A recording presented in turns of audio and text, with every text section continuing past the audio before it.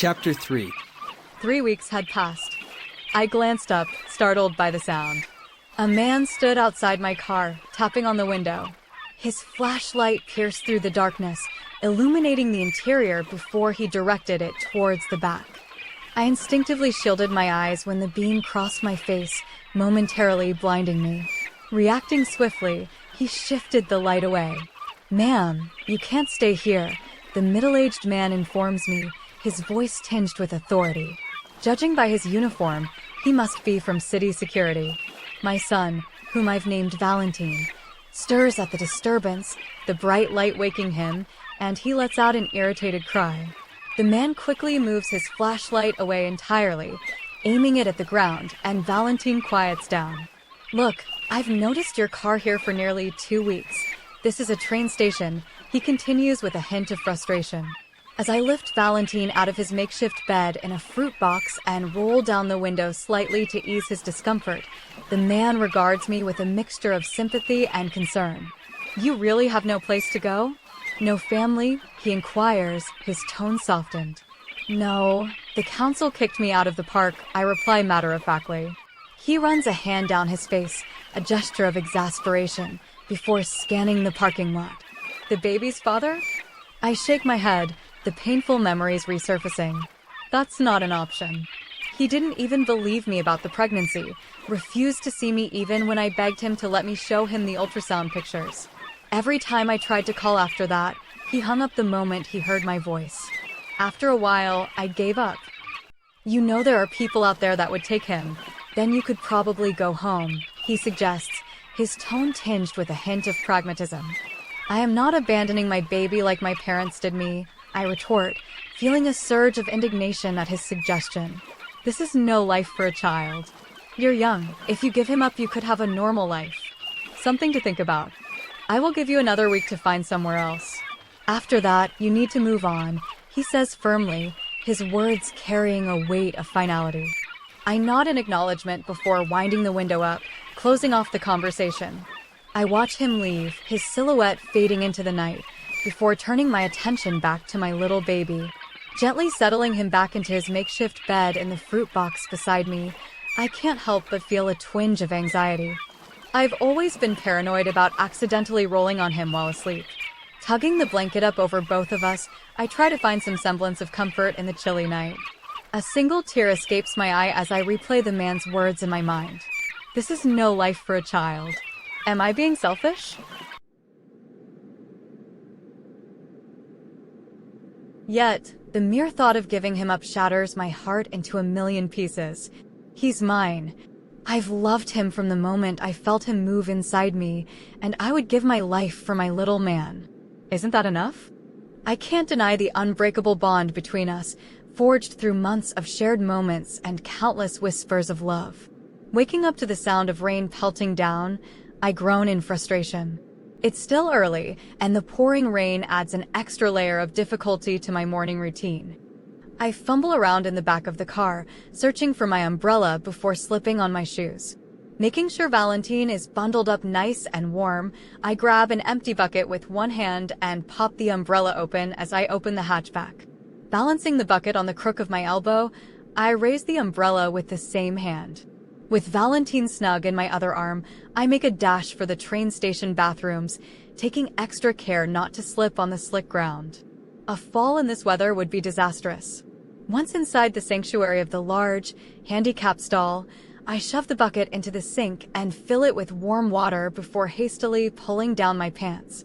One of the many challenges of being homeless is the struggle of going to the bathroom while holding my son. There's nowhere safe to set him down, which makes the simple act of using the toilet a complicated balancing act.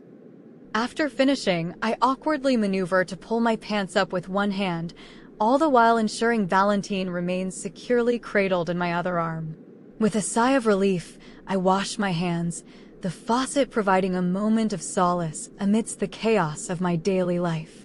Navigating the delicate juggling act of holding an umbrella, a newborn, and a now full bucket of water, I somehow manage to make it back to the shelter of my car. With a sigh of relief, I carefully set the bucket down before swiftly opening the hatchback to my wagon. Crawling inside, I gently place my son in his bed before hauling the tiny bucket into the car with me. Lathering my washcloth with soap, I give Valentin a thorough washdown, ensuring he's clean and comfortable for the day ahead. Dressing him in a fresh diaper and clothes, I take a moment to admire how adorable he looks, despite our challenging circumstances. Using the remaining water from the bucket, I quickly give myself a cursory wash, longing for the luxury of a hot shower. Oh, I miss showering, something I definitely took for granted in the past. While I occasionally use the rest stop facilities, I can't risk spending my limited funds on fuel to get there right now. When my parents kicked me out, I had a small amount of savings to rely on.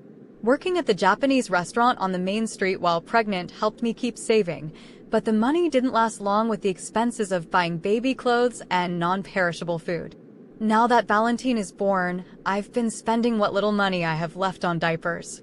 And since my milk dried up from stress and lack of nutrition before I left the hospital, I'm forced to stock up on formula and bottled water too. My car has transformed into a makeshift mini supermarket, but I'm starting to run low on formula again. Rummaging through my wallet, I find my last $80. Panic sets in as I realize I need to think of a solution quickly. This money won't see us through much longer. Leaning against my door, a sigh escapes me as I gaze out at the rain cascading down. The restaurant won't give me another chance. I already tried that route, and as for my parents, well, they're clearly out of the question. His father flat out denied me access to Pac territory when I made the request to see him. I still recall the ordeal of getting his number and making that initial call. What a nightmare it was. He chuckled, dismissing any possibility of getting involved with a 19-year-old. To be fair, I shouldn't have even been in that section of the club at the hotel. My sister and I were determined to mingle with the older alphas, not the ones who hadn't even hit puberty yet. So, armed with fake IDs, we slipped in while the meeting was underway in the conference hall. Alpha Brian was just as intoxicated as I was, so it's no wonder he can't recall me. Frankly, I can barely recall anything from that night. But what sticks with me is the inexplicable pull I felt towards him, and I suspect he felt it too. It wasn't just my imagination. Shaking off the hazy recollection, I reach for a granola bar and begin munching on it. My stomach growls in protest. Oh, how I long for a comforting home-cooked meal. Mom's cooking is unbeatable. She truly is the master in the kitchen. A solitary tear escapes my eye as I glance at my phone, instinctively checking for missed calls, though deep down, I know there won't be any. My father had it disconnected, but I still find solace in flicking through the photos of happier times when I was still a part of the family. My heart aches for my little sister. I yearn to see her again, even if only for a fleeting moment. Most of the day slips away as I wrestle with thoughts of money and survival. The words of the security guard echo in my mind, a constant reminder, this is no life for a child. I'm failing. Desperate and uncertain, I find myself at a loss, unsure of where to turn for help. As dusk begins to descend, the 5 o'clock train pulls into the station. Attempting to illuminate the encroaching darkness, I reach for my lighter, only to discover it's depleted of fuel.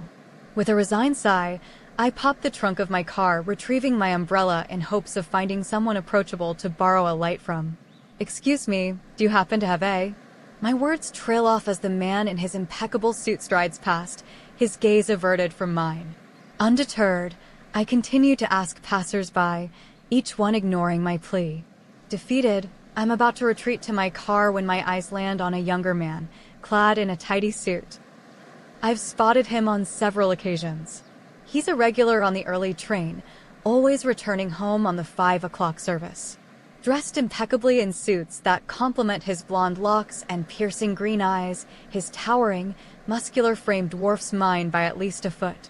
As I draw nearer, I sense his apprehension, his aura unmistakably that of a beta. He seems vaguely familiar, and it suddenly clicks, he's one of the betas from the Alpha meetup, Beta to Alpha Brian. Despite the recognition, I play it cool, feigning ignorance. He certainly doesn't remember me, and my diminished aura, nearly non-existent after so long on the run, Wouldn't register with him even if he did. And then there's the fact that I still haven't undergone the shift. It's a pressing need, but what about my son? Mind if I borrow a lighter? I blurt out hastily before he can dismiss me, fully aware of the common assumption that I'm just another beggar. He hesitates, his gaze fixed on me for a moment longer than usual. "Thank you," I murmur, accepting the green lighter from him, and hastily make my way back to my car to light the candle. When I pivot around, I'm startled to find him standing behind me, having quietly followed. His unexpected proximity startles me, and I jump slightly. "Thanks," I manage to say, handing the lighter back to him. He nods, preparing to depart, but as he moves around the side of my car, my son's cries pierce the air. Shh, Mommy's here," I soothe, gently lowering the hatchback until it catches on something. Frowning, I turn to investigate, only to watch as the beta effortlessly pulls the hatchback open. "Is there a baby in there?" His question hangs heavy in the air, my heart pounding nervously in response. Will he report me to child services?